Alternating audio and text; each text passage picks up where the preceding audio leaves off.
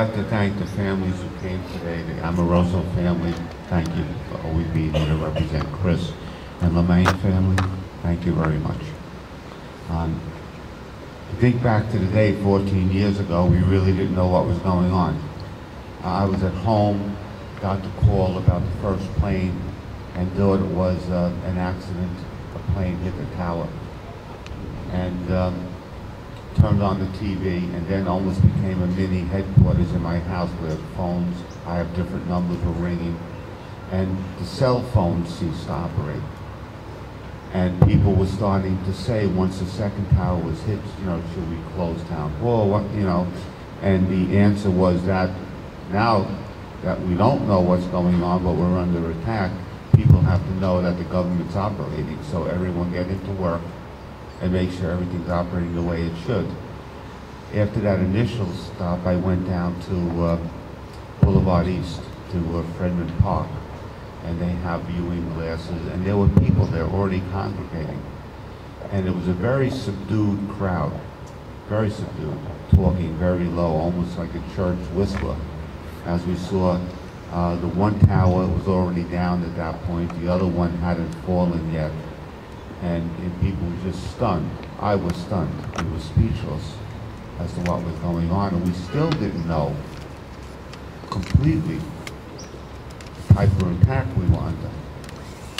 The Pentagon got hit, we discovered that, and then no one knew about Flight 93, a plane crash.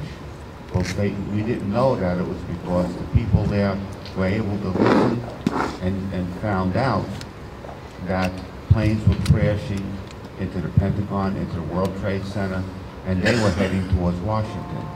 And rather than get to Washington, they brought the plane down. They all lost their lives, but went out as heroes.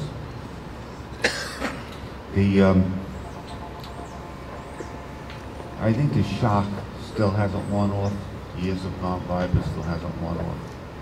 Right, that we could be attacked and not realize that it was happening. We ignored a number of years earlier where the Trade Center was under attack, where those bombs set, and yet we still didn't realize fully how vulnerable we were, but we learned quickly.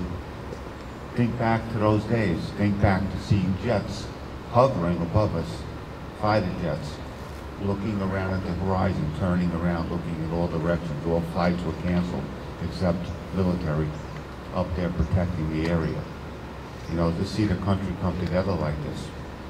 So, you know, we honor those we lost.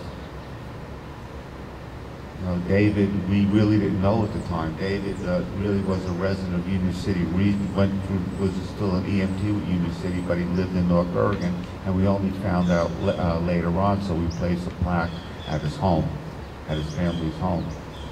And as we pieced it together, you know, we lost 3 of our former students. Later on in Afghanistan, we lost I believe he was Sergeant Gora at the time. He was lost also. His sister teaches in our school system. And, you know, it's been a really terrible thing that's going on, this fight against terrorism. But we will prevail. We will prevail. Thank you all for attending. I appreciate the fact that we still get together to honor those we lost, to honor everyone, and to stand tall in this country. Thank you.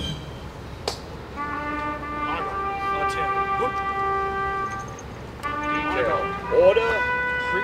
Present. Off.